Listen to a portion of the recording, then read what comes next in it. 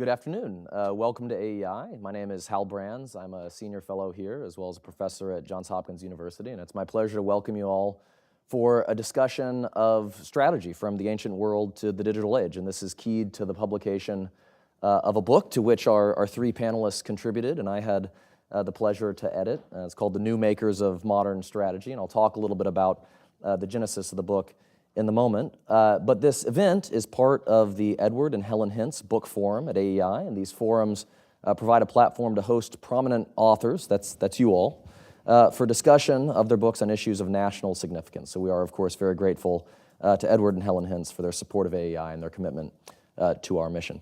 So if it seems a little bit odd to have me hosting an event about my own book, the reality is that it's not my book, it's their book. This is a book that was the product of wonderful contributions by about 3.5 dozen authors, actually, of whom we have three of the smartest and most prominent here. And so I'll just say a little bit about the volume and then turn it over to them so they can talk a little bit about their contributions, then we'll open it up and have a discussion for the remaining 20 minutes or so of the hour.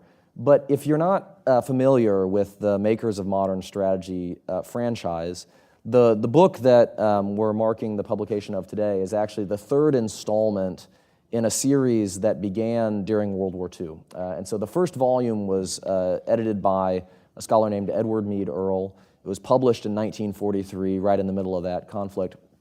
And the idea was that Americans in America were going to be more deeply immersed in global affairs than they ever had been before on a more sustained basis than ever before. And so it would behoove the country to have some understanding of military thought and strategic affairs. And so Edward Mead Earle pulled together a group of contributors, about half of whom were actually refugees from Hitler's Europe. They were European scholars who had settled in or around Princeton, New Jersey. And the result was the first volume. A second volume was then published in 1986 at the end of the Cold War. And the pattern here is that we tend to pay most attention to the logic and the practice of strategy at times when there are really severe existential threats to our nation and to what we might think of as the free world. And so that was sort of the logic behind producing a third volume more recently. And so obviously we're no longer living in a world where you may think that the logic of commerce has surpassed the logic of competition. We're no longer living in a world where the United States and its allies are as dominant as they were in the 1990s. We're now living in a world that's characterized by very sharp interstate competition and rivalry, punctuated by the threat of, no kidding, war, as we're seeing in Ukraine today, and as is threatening in the Western Pacific between the United States and China over Taiwan as well. And so it's an opportune time to revisit the history of strategy and to revisit the fundamentals of strategy as well. And so the book is really meant to be a study in applied history. It goes all the way back to the ancient world, to ancient Rome and Carthage, to Thucydides in terms of understanding the things that don't change about strategy over time, but then tries to bring the story forward into the modern era, looking at strategy during the Cold War, during the post-Cold War era, examining the ways that people like Qasem Soleimani or Xi Jinping have practiced strategy in their own right. It's a very rich and diverse volume. There's everything from Carthage to China, from Napoleon to Gandhi in there, and so it really is a reflection on how wide-ranging the craft of strategy is. I think it's held together by a couple of themes that will perhaps become evident in some of our discussions here. I'll just mention a couple of them off the top of my head. The first is that strategy, while we often associate it with military affairs, it's too important to be left to the generals alone. And so we pay most attention to strategy at times when the danger of war is high or when we find ourselves in a significant conflict. But strategy is really about using all of what we have to get what we want in a world that often seems set on denying us. So it's about using all forms of national power to achieve your objectives, or even about finding unexpected sources of power that can help you get what you want. If you look at the war in Ukraine today, in some ways, the most impressive strategist may be President Zelensky, who knows very little or knew very little about military affairs going into the conflict, but knew a great deal about how to use rhetoric and sort of the force of his own example to rally resistance. If you think about the world wars, for my money, the most impressive strategists weren't generals or admirals. They were the civilian leaders like Winston Churchill and Franklin Roosevelt, who had to figure out how to put everything together on an economic plane, on a diplomatic plane, on a military plane, and so on and so forth. Just the second point I'll make here is that you can't come away from reading the essays that our panelists contributed without understanding that strategy is just suffused by politics. It's simply inseparable from the nature of the regime or the leader that undertakes that. You can see that if you look at the strategies of global revolution pursued by Hitler and Stalin, which were outgrowths of the strategies of domestic revolution that they pursued within their countries. You can see it in Vladimir Putin's or Xi Jinping's strategy today. And so I could go on and on and on, but really I think the meat of this conversation is going to involve the folks who crafted the essays that make up the volume. So I'll introduce them briefly and then turn it over to them, and just working my way to my right, we have Walter Russell Mead of the Wall Street Journal, the Hudson Institute, and also a professor of strategy and humanities who has written widely on these subjects and is one of the most authoritative commentators on U.S. foreign policy and global affairs. We also have the privilege of being joined by not one, but two of my bosses. And so Frank Gavin runs the Henry Kissinger Center at Johns Hopkins, SAIS, where I work, is a noted author on nuclear issues, the practice of grand strategy, and wrote just a fantastic essay on the oddities of nuclear strategy during the Cold War. And then Kori, of course, runs the foreign and defense policy program here. She is a regular commentator on international affairs and U.S. foreign policy in a wide range of prominent outlets, and has written a wonderful book on the transition from British to American hegemony in the 19th and 20th centuries as well. So I think what we'll do is just kind of work our way down the panel here. We'll start with Walter and go from there. So Walter, over to you. Great. Well, thanks, Hal. I have to say my introduction to this project didn't seem all that auspicious when Hal sort of called me up and said, listen, I was thinking of the ancient world and I immediately thought of you. And I sometimes have to explain to my students, no, I had to read Thucydides in my youth. I didn't actually know him. But I was actually very glad to have a chance to write a chapter on, I think, two of the most interesting and consequential writers about strategy and also examples of strategy, that is the accounts of the Peloponnesian and the Second Punic Wars by respectively Thucydides and Polybius. And there were several reasons that drew me to that topic and that way of getting into the subject. One is exactly what Hal was talking about, which is the extraordinary relationship between politics and strategy. And you can see this, I think, exemplified absolutely brilliantly in Pericles' strategy in Athens, where, as you may know, he sort of famously said, listen, when the Spartans come and do what they do, which is send their armies into our fields to burn the farms and so on, we will do nothing. We will simply sit behind our walls, denying them the chance to have a military victory on land, while our overseas trade will support us.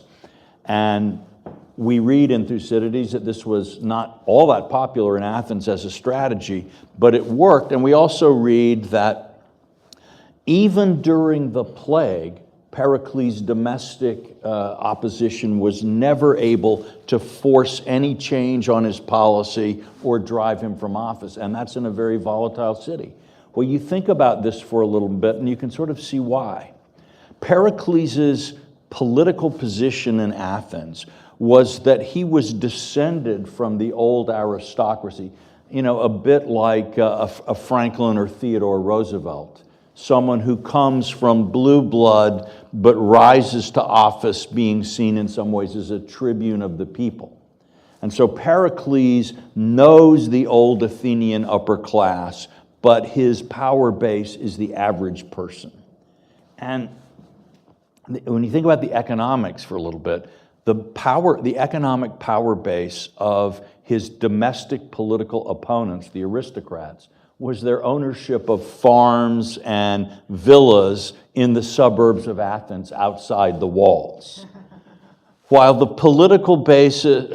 economic basis of his support base, the merchants and the workers in Athens, was the Delian League, the money that they get from their tribute from their allies/subjects goes in peace to public works buildings like the Parthenon, which is to say jobs for the voters, or alternatively for ships in war where they hire rowers, who get paid a daily wage, so that the war policy is actually economically benefiting Pericles' base and weakening and undermining his opponents.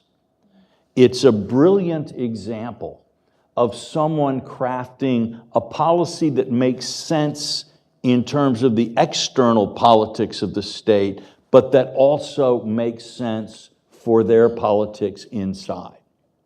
The second thing I wanted to, that really draws me to these stories is actually from the Punic War.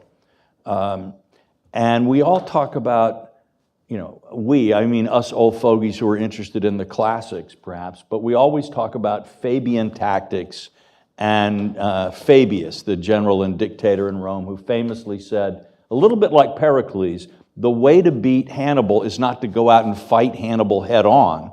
The way to beat Hannibal is to avoid fighting Hannibal and just kind of nibble at his army and pick at him and gradually wear him down, but don't meet up with him one-on-one because he'll beat you. Interestingly, these tactics were revived in 1814 by the Allies fighting Napoleon at the end. Wherever Napoleon attacked, that Allied army would move back while the others moved ahead. So you avoid too many direct battles with Napoleon as you gradually wear him down. In any case, the strategy worked. It took the Romans a long time. They really hated the strategy because they were brave, noble people. They wanted to, settle things directly. But after they've lost several consuls and several armies, they said, fine, we'll do it your way. But then toward the end of the war, Fabius is at this point revered. He's an elder statesman. He's the lion of the Senate. And in comes this 31-year-old whippersnapper, Scipio, who says, look, that was a great idea back then, but we'll never beat Hannibal if we don't beat Hannibal. And the way to get Hannibal out of Italy is to go send an army to Carthage, and that will force, the Carthaginians will force Hannibal to leave Italy and come back home, and then we can beat him in front of Carthage and end the war. Fabius thought this was the most disastrous idea he'd ever heard in his life. He used every bit of his cunning, his political knowledge, his art, the fine arts of political blackmail. He did everything to try to stop this crazy, destructive proposal by this hot-headed young idiot. He failed, although he did manage to significantly cut the funding to Scipio's expedition. But Scipio did it anyway. He went down there, he defeated Hannibal at the Battle of Zama and ended the Second Punic War. To me, thinking about strategy, there's a very profound lesson here, which is that doctrines don't work. You can have a brilliant theory of the case, right? But facts change. And when the facts change, your approach has to change. And that for the strategist, one of the things you have to be able to rule is your own character. That is, most of us have an inbuilt preference either for action or caution, for bringing things to a point or delaying. It's natural. Every human being comes into the world with certain attributes and they develop over our lifetime. But if you're not the master of yourself in this way, you actually can lose control over events, and strategies that used to work, ideas that you believe really work and should be followed, can lead you and your country into some kind of a disaster. So strategy is political. Doctrines don't always work, and they usually let you down just when you trust them the most. Those were two things I took out of my experience of reading, not talking with the ancient leaders, but reading about them. And I was really grateful to Hal for giving me the chance to share those both in the book and here today. Thank you. Thanks, Walter. Frank. Great, thanks. And from the ancient world to the nuclear world, which highlights something that I want to point out before talking about the nuclear world, which is what an extraordinary accomplishment Hal has pulled off here. Hal was typically too modest, but this is an extraordinary undertaking, pulling together 40-something scholars, not all of whom are as easy to work with and low ego as Kori, Walter, and I. Shocking. Get them to write on time, in limit, keep to the themes, while understanding that everyone is going to have their own vision of what this book should be. Everyone thinks they know what strategy should be. And to do this, following upon 2 volumes that have legendary status, but I would suggest or argue controversially, their legendary status might be more, in some cases, legend than actually is always reflected. They're very uneven volumes. And I think you go back and read them, you say there's some great essays and there's some not great ones. And Hal was not going to have that luxury of having an uneven volume. He pulled it all together in the midst of a pandemic, and while recognizing that you had to expand the population of people that you studied as strategists and people who contributed to it. And he pulled it off magnificently. So I think we should give him a round of applause, because this is just an amazing accomplishment. Thank you. So I did the chapter on nuclear strategy, and it was especially intimidating because one of the chapters in the second volume, I would say that's the best chapter, or at least one of the best, is your mentor, Laurie Friedman's, which is an extraordinary, and he did an even better chapter for this one, and it was paired, mine was paired with Eric Edelman, who wrote a terrific one. And it was a lot of fun to write. And I guess of all the different things that I wrestled with while writing this, I guess there's 3 short things that I would leave you with, or 3 things to think about. The first, when you think about makers of strategy, you think about who the makers are. And when I was wrestling with the idea of nuclear strategy, I kept asking myself, who or what is the maker of nuclear strategy? Is it individuals? Is it organizations? As Walter said, is it the actual practitioners as opposed to the people who are thinking of these things? What was the source of the strategy? And as I kind of worked my way through it, there were 4 different sources, and I kind of went through each to try to see which made the most sense and how they integrated together. The first is the kind of classic way I learned about nuclear strategy, which is I would call the Wizards of Armageddon way, which is that there was this brilliant group of strategists who were at think tanks like RAND or university-based research centers, people like Thomas Schelling, Wallstetter, Herman Kahn, who basically took this revolutionary new weapon and transformed how we think about it. And there was no doubt that this group of people had unique and powerful insights. But were they the makers of nuclear strategy? And as I kind of dug into this more, sometimes you would say they certainly had influence. They certainly were connected to policy. But the things that they wrote, the kind of classic tomes that we were familiar with and we grew up learning, were filled with sometimes contradictions. Another one of your mentors, Thomas Schelling, who on the one hand is writing about how do we achieve strategic stability so no one would ever use nuclear weapons, literally at the same time writing a book about how to pursue unstable strategies to make it look like you were going to use nuclear weapons and never really resolving the contradiction.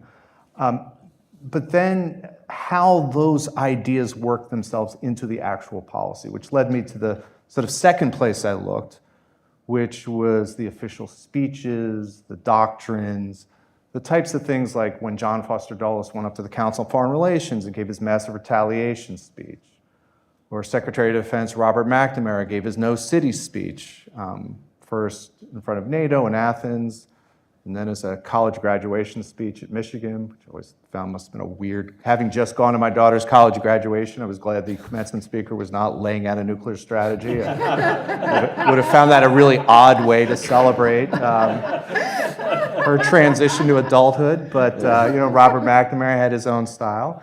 The Schlesinger Doctrine. And as I kind of went through these, what was so interesting about these public pronouncements was that they had kernels of what American nuclear strategy was in it, but as all of you who've been involved in policy know, oftentimes the official rhetoric that one uses, the official policy documents one lays out, serve many, many purposes. And it's not always actually to say what the strategy is. Sometimes you're actually not talking to your adversary, but you're talking to your allies, or you're talking to domestic audiences, or you're talking to all of them. And these are speeches and pronouncements that go through interagency processes, and it's not clear how much they necessarily reflect what the strategy is. And at times, particularly with the major speeches, something like McNamara's speeches, what he's laid out had literally nothing to do with the third category, which is kind of operational strategy. What were the weapons? What were the authorizations to use them? And what were the plans to use them? And that didn't look anything like the first two. And there's a whole set of stories for why that is. But then ultimately you come to the conclusion, again, this very much resonates with something that both Hal and Walter said, was what nuclear strategy was what the president decided to do, what they thought about nuclear weapons. And this was really hard to get at. There's this great conversation that Dina Atchison has with Kennedy, where he says, look, there's nothing more important for you to think about than nuclear weapons. Reflect upon it, think about it, decide what you believe, and tell no one. And so you can imagine, as a historian trying to figure out what actually the nuclear strategy is, this is a challenge. And so that got to the second, so integrating all those was a challenge. That got to the second big issue, which I think is implicit in all the essays, but it's particularly there in the nuclear essay, which is the divide between strategy and grand strategy, something Hal's written about as much as anyone. And when you think about it, if strategy is narrowly defined as coming up with plans to use your military forces to win a battle or a war, there really is no such thing as nuclear strategy. These things really are unusable. Their actual use is a failure of strategy. And we all know there's a whole school of the nuclear revolution, people like Bob Jervis, Bernard Brody, Ken Waltz, and others who argued that the very existence of nuclear weapons really transformed international politics. You can't use these things. What's interesting, though, there was a puzzle in that while they did freeze strategy, there's incredible action on the grand strategic front. Nuclear weapons transform American grand strategy. The United States basically has a series of grand strategic traditions that it keeps to for about 175 years, and the thermonuclear revolution comes about, and they transform every aspect of it. And I could go into details of how I think that is, but on the grand strategic front, the United States makes a decision, a choice, to both contain and compete with the Soviet Union and to limit the spread of nuclear weapons as a grand strategy. And those two parts are sometimes in tension, and that has enormous implications. And that leads to the third and final point, which that thinking about nuclear weapons and strategy and grand strategy really got me thinking about structure versus agency. A lot of times with nuclear weapons, particularly when you think about the nuclear revolution, you think there's no freedom to move. There's no choice involved. But when you look at nuclear weapons in grand strategy, you realize the United States had incredibly broad array of choices in front of it. In Europe, for example, it could have, in the 1950s, chosen what George Kennan had laid out, what was called Plan A, the idea that this is a terrible conflict, let's reunify Germany as a neutral country, and then both the Soviet and American forces go home. That's a grand strategic choice. It could have built massive conventional forces to compete with the Soviet Union and its 200 divisions in the Warsaw Pact. Or it could have allowed its allies to have nuclear weapons. It could have nuclearized West Germany and Italy and any number of other independent countries in order to allow them to defend themselves. All of those were feasible grand strategic choices that would have led to different outcomes. But the United States chose a grand strategy of competing with the Soviets while limiting proliferation, while avoiding a garrison state. And what that meant, in order to fulfill that, was the United States had to implement certain nuclear strategies, and I go in a bit of detail in the chapter about this, where these are preemptive strategies, they're counterforce strategies, they're strategies that require certain weapons, certain types of intelligence, certain kind of authorization, and that was not inevitable. So those are the sort of three big lessons. There's others too that I came away with, and I was just honored to be able to participate in this. Excellent. Thank you, Frank. Kori, over to you. So those of us who work on strategy talk a lot about the fact that existential challenges require not just whole of government strategies, but whole of society strategies. And we also generally believe the United States is incapable of whole of society strategies or even whole of government strategies. And I wrote my chapter on a time when Americans were so concerned about a physical threat that they orchestrated a religious line of operations, a domestic political line of operations, a military line of operations, a foreign trade line of operation. And all of these things were mutually enforcing. And those Americans were Tecumseh and the Shawnee Confederacy fighting against the United States government. And so it was the last time Native Americans could have had any hope of turning back westward expansion or European colonization of North America. And what Tecumseh and the Shawnee did was, for the first time, genuinely unite some of the 5 million Native Americans in roughly 500 tribes across the eastern part of the United States. They had never been able to unify before, and they weren't able to unify again after Tecumseh's death in 1813. But starting in about 1895, you can see the extraordinary strategy come to shape. And it doesn't actually start with Tecumseh. It starts with his brother, who's this religious zealot and a refusenik of using European-made goods, even gunpowder. What starts the focus on the Shawnee is William Henry Harrison, who was the governor of the Northwest Territories, goes on to be president of the United States. He challenges the religious credentials of Tenskwatawa, Tecumseh's brother. And the Native Americans of the Shawnee Confederacy understood enough astronomy that when Harrison said, "If you're such a prophet, stop the sun in the middle of the sky," and Tenskwatawa chose the day of an eclipse to prove that his faith was powerful enough to stop the sun in the sky. And so they begin recruiting Native Americans from the Shawnee, Iroquois, Chickamauga, Mesquite, Miami, Mingo, Ojibwa, Ottawa, Kickapoo, Lenape, Delaware, Mascoutin, Potawatomi, Sauk, Tutelo, and Wyandotte. They collect in a community called Prophetstown, and Tecumseh comes to the fore in these gatherings. And he does it by denouncing Native tribes ceding land under territory to the United States government.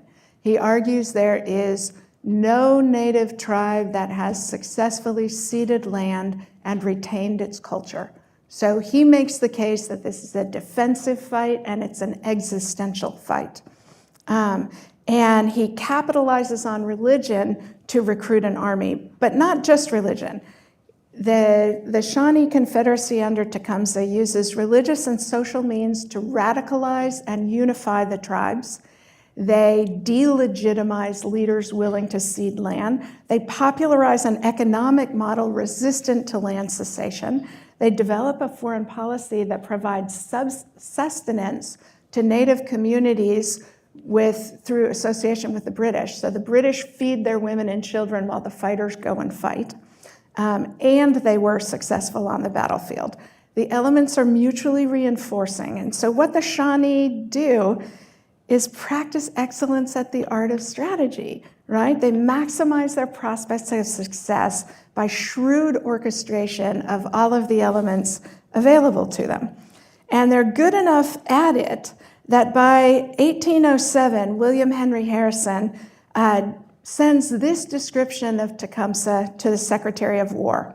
The impatient obedience and respect which the followers of Tecumseh pay to him is really astonishing, and more than any other circumstance bespeaks him one of those uncommon geniuses which spring up occasionally to produce revolutions and overthrow the established order of things. If it were not for the vicinity of the United States, he would perhaps be the founder of an empire that would rival in glory that of Mexico or Peru.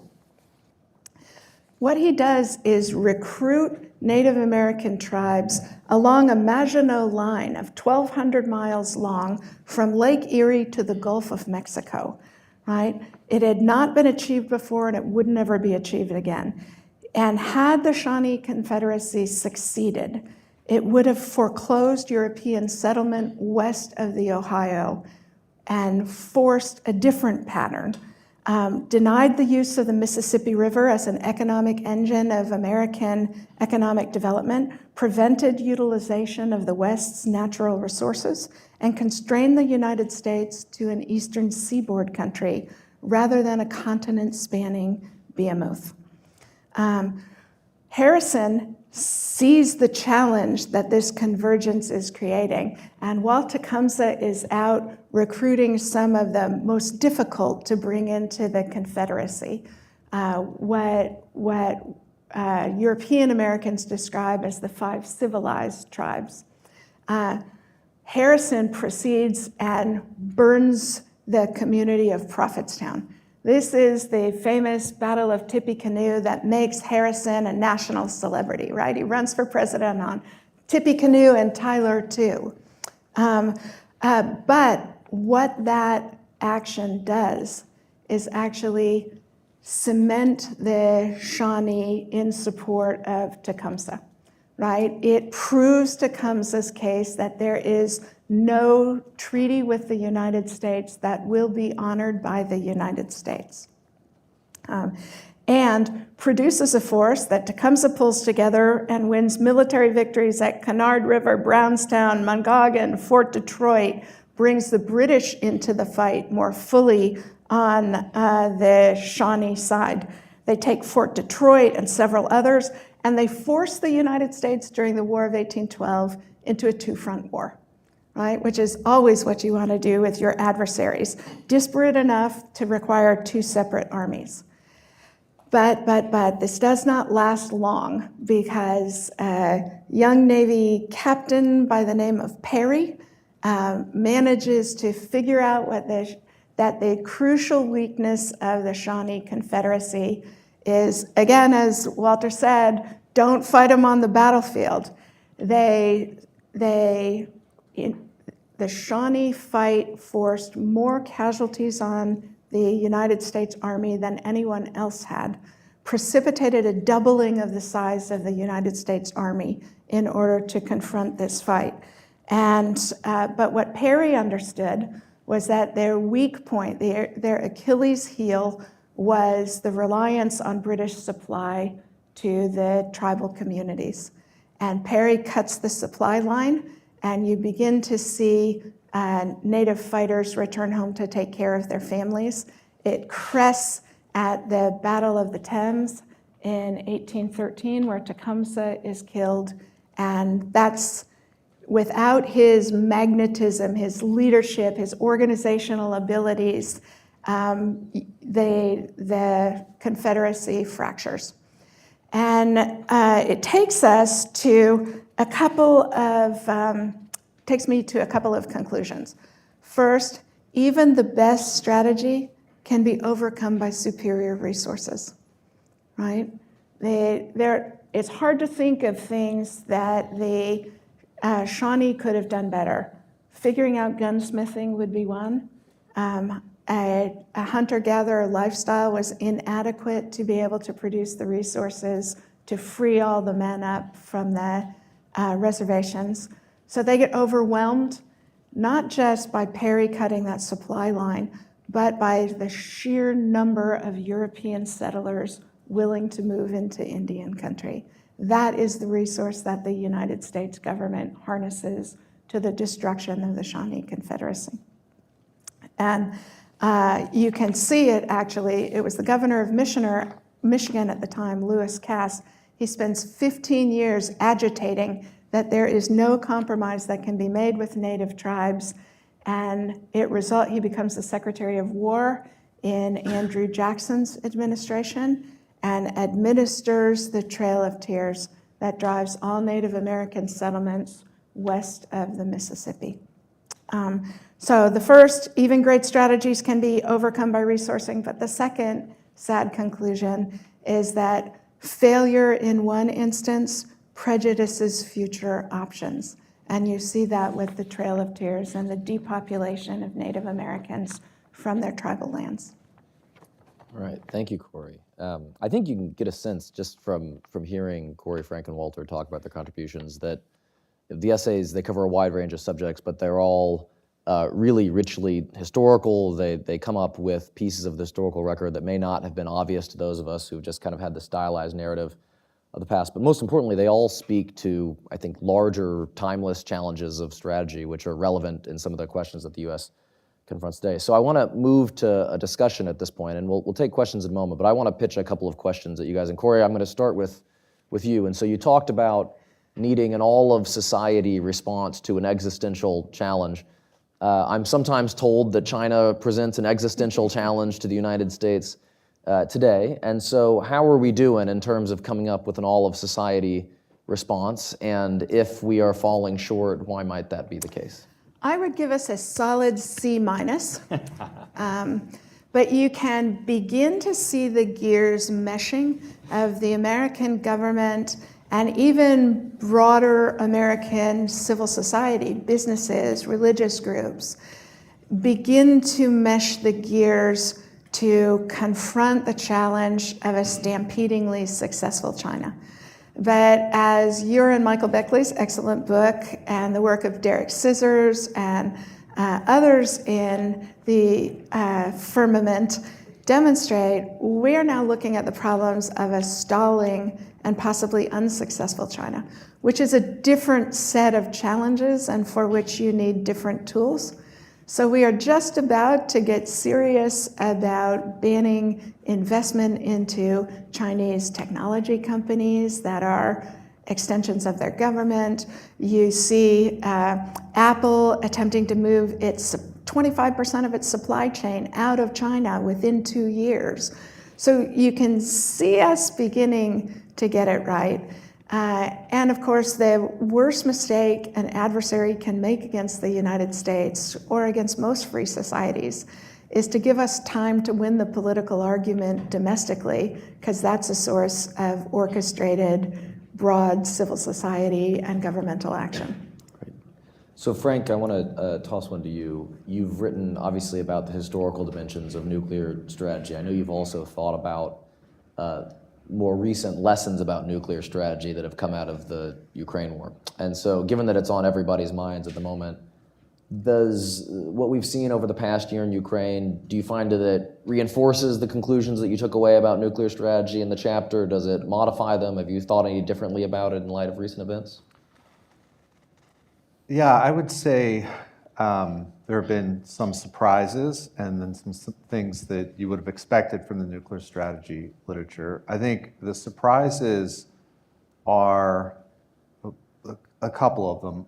One, in the chapter which focused a lot on Cold War nuclear strategy, the focus was on strategic nuclear balance, how to use strategic nuclear weapons, what kind of an all-out thermonuclear war, the threat of it would look like, and how that would shape behavior.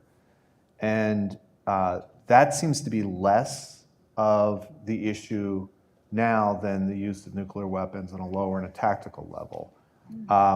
And there was, of course, the nuclear strategists thought a lot about this. Of course, Henry Kissinger first got his name by thinking about writing an extraordinary book about the use of tactical nuclear weapons. But one of the things that the earlier strategists wrestled with was the idea of, could you limit escalation so that you could just use tactical nuclear weapons without it escalating to a strategic level. And they thought long and hard about it, and for the most part came to the conclusion that they were skeptical that you could. And so one of the interesting things about today is that we're talking a lot about Russia using nuclear weapons in a local fashion, in a tactical fashion, in a way that seems disconnected from the earlier debates, which was, this is actually impossible to do. And I don't know what to make of that, whether it is more possible for that to happen than people thought in the past. But there's, for example, much of the debate about nuclear strategy focused on whether you could achieve meaningful strategic nuclear superiority, and would that matter either in a crisis or in a long-term competition. And there's a big debate about this, but certainly in Washington and Moscow, they thought it did matter, and it did seem, but you don't hear anyone talking about that now, and so that's curious and interesting. The second thing that I think is interesting and related to this is that given that the use of nuclear weapons has an incredible element, how does one think about generating credibility towards a nuclear threat, and how does one think when one receives a nuclear threat? This was something that Thomas Schelling spent an enormous amount of time thinking about. And I think what's been interesting during the war has been that Putin and Russia and the people around Putin have made some insanely irresponsible threats about nuclear use. And there's this whole question of what do you do about it, right? On the one hand, anytime thermonuclear weapons are mentioned, you have to take it with the utmost seriousness. There's nothing more serious than the possible use of nuclear weapons. On the other hand, if we know that the whole strategy of nuclear brinkmanship, which people like Schelling and others developed, was to make an incredible threat seem credible, how do you assess that credible threat, and how do you not reward it with the credibility that the maker of the threat is seeking? And that's a very difficult thing to do. And I think that for the most part, the West has handled that fairly well by being serious about it, but also by not indulging in too much shift of behavior. The third thing I would say is that kind of the Bayesian updating that happens throughout a crisis, right? When you're trying to think about how nuclear weapons might matter, how to assess their threats, you're worried about something happen, and it doesn't happen, and then you move on to the next thing. And what's been interesting is that there appears to have settled in some kind of unexpected stability, where occasionally appears to be a threat of Russia saying that there would be nuclear use. Appears to be some indication that these were more than threats at least one time, maybe more than once during the conflict. It gets resolved, and then there's this kind of almost weird stability that's worked into it, where there's still this conflict, there's still this fighting. Nuclear weapons hang out there like a shadow. They're always there, implicitly or explicitly affecting behavior, but in a weird way where implicit rules seem to have been developed. So these are the three things. Some of them mirror some of the things that happened in the Cold War. Some of them seem to be quite new. Yeah, it's interesting because there's a couple different ways it's been framed. You hear sort of one line of argument that the Ukraine war shows that these things aren't worth much because they don't appear to be doing the Russians much good. But then there's sort of the other argument, which I think is arguably more persuasive, which is that actually nuclear weapons are doing a lot of work in this conflict. They're holding the ring for the Russians by preventing us from getting more involved, but also preventing the Russians from potentially expanding the wars in ways that they might find I would useful. flip it one more and say that it's not entirely clear to me in a non-nuclear world we would care what Russia was doing in Ukraine. And the fact that a nuclear power is attacking a non-nuclear power, getting to what I said earlier about the importance that the United States puts on limiting proliferation, that allowing a big nuclear bully to stampede over a non-nuclear bully is something that we worry about having long-term consequences for our underlying interests elsewhere. Right. So Walter, I want to ask you 1.5 questions, and then I'll open it up to questions and comments from the audience. So two things, really. So the first is there's a school of thought out there, let's call it the democratic superiority school of strategic analysis. And I think Kori probably adheres to this, and I probably adhere to it, which is basically that democracies kind of do strategy better on average, right? They may get things wrong here and there, but their batting average is higher over the long term. From your essay, you're a bit of a bear on that issue. You say that's not necessarily the case. And so I'm curious if you'd spell out a little bit why you think that is and why perhaps the democratic superiority school of thought is misleading. But then the second thing I want to ask you is, you made the very good point that a lot of strategy is about adaptation. It's about figuring out when conditions have changed, and the thing that got you here may not get you over the finish line. So we're, almost 15 months into the war in Ukraine. Who's faring better in the adaptation battle thus far? Okay, great. Well, let's first talk about the democracy issue, because it's certainly one I've wrestled with. Special providence is essentially an argument for why democracies, all evidence to the contrary, can in fact produce successful foreign policy. And I would argue that it has been the kind of openness of the American strategic and decision-making process to a multitude of different voices that actually has, over the long run, not from year to year, but decade to decade or generation to generation, allowed the U.S. to sort of simultaneously accumulate more power in the international system than any other state has ever possessed, and at the same time consistently look like the most inept foreign policy player anybody has ever seen. And at least part of that thesis seems very robust today. But at the but the argument that I get to in this is, first of all, it's clear that Thucydides believed two things that modern academics tend to think you can't believe at the same time. One is that regime type matters a lot, and the other is that no particular regime type is necessarily better at strategy than another. And Thucydides can point to all kinds of examples where Athenian democracy really did produce pretty terrible results.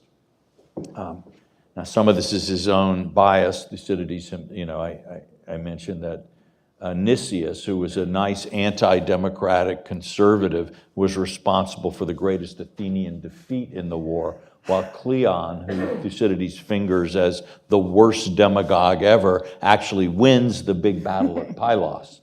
So it's not clear even from the text how far Thucydides is able to work through his own emotional responses. But I do think comparing and this is one of the reasons I was drawn to this essay, comparing the Greek, the Athenian and the Roman responses to existential crisis, what's clear is that the Roman state had strong institutions. The Athenian state had, it was almost not a state, because you would go down to the assembly whenever it was called, to the bulle, every adult male citizen had a vote.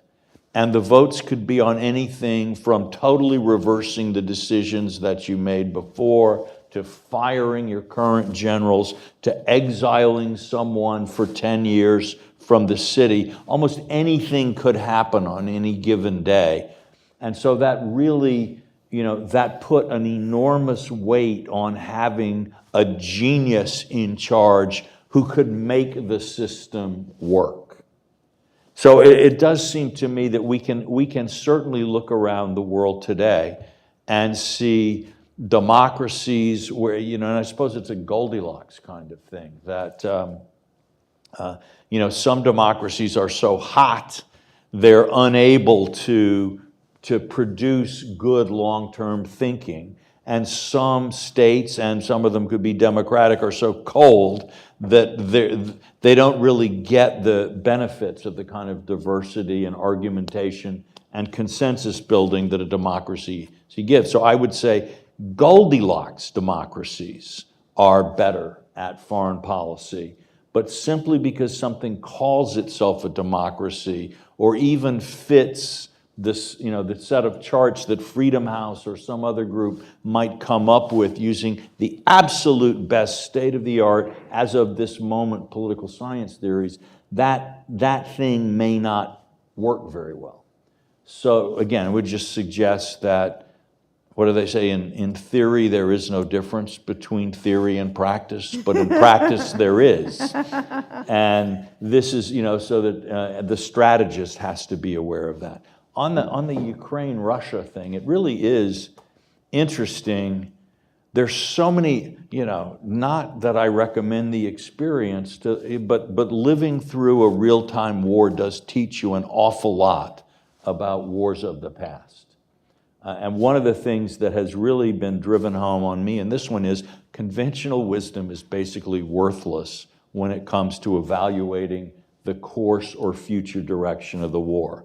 I mean, how many times, at the beginning, Russia was going to win in 3 days. Very soon after that, the power of the biggest sanctions ever, plus the total inability of the Russian forces, was going to so undermine and weaken Putin that it was a question, would he nuke us because he was collapsing and this was his only out? And we've had so many different flips of the conventional wisdom about this war.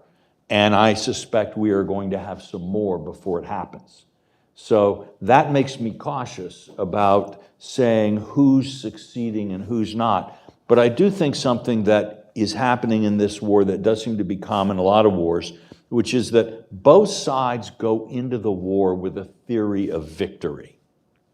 Okay, like in the Peloponnesian War, the Spartan idea was, we're going to go in there, we're going to fight a ground battle with Athens in front of Athens, the Athenians are going to lose, and then they're going to make a deal. And the Athenian idea was, the Spartans will come and they'll realize that they can't beat us, and because the Spartans are worried about the Helots at home, they'll give up and we'll have a quick peace. Right? The real war starts when both theories of victory turn out to be false. That's a great And the two combatants find themselves locked into a conflict that neither one of them anymore knows how to win, or is even sure anymore that it understands. And so now you have people basically feeling around for a club or something to hit the other side with, trying weapons, trying strategies, trying generals, weapons, whatever, in some effort to deal with this thing. Right? And this is where we are with Ukraine. I would say Russia's strengths at the moment are that it's bigger than Ukraine. And that counts for a lot in a war of attrition. It doesn't have the same advantage that the Americans had over the Shawnee in the War of 1812, but the Russians can lose a lot of convicts in Bakhmut and still be able to throw more people, more meat, more sausage into the sausage maker. Ukraine is already, I think, feeling some of the consequences of trying to hold off a larger adversary. On the other hand, obviously, Ukraine has the support coming from outside that really does make a difference, and so far has proven to be more durable than people thought. My guess, crazy, wild guess, is that we're now going to all wait for the counteroffensive, and I expect we'll go through several gyrations of conventional wisdom about it's winning, it's losing, it's fantastic, it's a disaster, whatever. But when that's over, then both sides will look at a new picture. I think Putin still has some resources he hasn't tried. He could, just take an example, forget nuclear weapons, but he could announce he was selling to Iran a combination of air defense systems and jet fighters that would make the Israelis feel that when Iran took delivery of these things, they would lose the military ability to attack Iranian nuclear facilities. That could force a kind of a crisis in the Middle East that would be extremely beneficial to Putin for a whole range of reasons, not excluding a sudden jump in the price of oil, but he would not be crossing any nuclear lines. He would not be doing anything that is beyond the kinds of things that states normally do. So I think we may still tend to underestimate Putin's capability to surprise us, and that worries me. All right, we may have time for a question or two, so if you'd like to get involved. In the back, Peter. Maybe just introduce yourself, if you don't mind. Yeah, thanks very much. I'm Peter Martin from Bloomberg News. Simple question. Is Xi Jinping an effective grand strategist? No. He has managed to activate the antibodies against China's continued success, both because of the domestic economic choices he's making, right? They stopped in about 2015 making the market-friendly adaptations. They don't have the transparency that will help markets clear domestically. They're too fearful of risking their exports to allow the currency to float. And so the grand ambition of clawing away at dollar supremacy gets inhibited by that. But perhaps most importantly, he's managed to persuade the United States, a country that said, come on in, the water's fine. We want you to be prosperous and strong, has managed to convince not just the political leadership of the country, but the vast majority of Americans that China is invidious to our interests and an enemy of this state. And that's going to continue to perk through the American political system in ways that will strengthen our alliances and make much more difficult China's even stasis, much less improvement.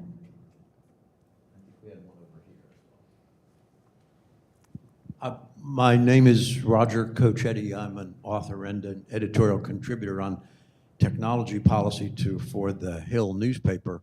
My question has to do with something those of us who lived through the 1960s will remember quite well. And after that, I kind of dismissed it as a fluke, only to hear it again in the 2003 with regard to Iraq, and then 2005 with regard to Afghanistan, and now today with regard to Ukraine. And that is, if you lived through the 60s, you will remember well McGeorge Bundy, Dean Rusk, and Robert McNamara telling us about the domino theory.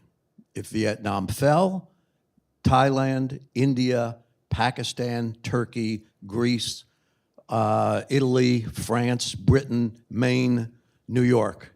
That's the dominoes theory, and it's why we had to stand. Of course, today, all my friends go on vacation to Vietnam. They are the third largest supplier of goods to the United States, and the Seventh Fleet docks there. So much for that domino theory, and we heard it again with regard to weapons of mass destruction in Iraq, and then it'll be this, then it'll be that. And we hear echoes of it again today, because what happens to Ukraine, Bulgaria, Hungary, Poland, the Balts, France, Britain, Maine, New York, whatever. Is this a theory? Or is this just a PR gimmick? If it is a theory, what do you think of it? Has it ever been valid? How do we know when it's a gimmick and when it's a theory? And has it been around for a long time? I've just experienced it since the 60s. I'm happy to take a crack at this one. The fear that a setback in one place can lead to setbacks in others has always been there, right? And that may be because by failing to fight in one place, you reduce the credibility that you'll be willing to defend another. It may be because if you get a communist regime in China, it will then support communist efforts to take over other countries, which actually did, of course, happen during the Cold War. And so it wasn't that the Cold War domino theory was sort of conjured out of thin air by anybody. It was that in strategy, as in all things, a lot of it boils down to good judgment, right? And so the question was, should you try Was it worth investing in the stability of Greece and Turkey in the late 1940s to prevent a potential erosion of security around sort of the periphery of Europe? Sure. Was it worth sending 500,000 troops to South Vietnam in the mid-1960s? Probably not, right? And so in a lot of cases, sort of the hard strategic questions came in between that. I think, if you're talking about Ukraine or Taiwan today, very different situations, but there are credible arguments to be made that say the defense of the Philippines or the defense of Japan becomes much more challenging if China has managed to subjugate Taiwan and pull it into its defensive perimeter. Poland's strategic situation looks a lot worse if Russia has absorbed Ukraine and so on and so forth. And so I don't think that domino dynamics are groundless, but as in all things, you have to figure out what's the appropriate response to the threat. And I'm afraid we're going to have to end it there because just as I'm fanatical about word limits, I'm fanatical about ending on time as well. But thank you for coming out to join us, and thank you most importantly to Kori, Frank, and Walter for being with us. So Frank, I barely resisted saying you lived through the 1960s. So. I would. That you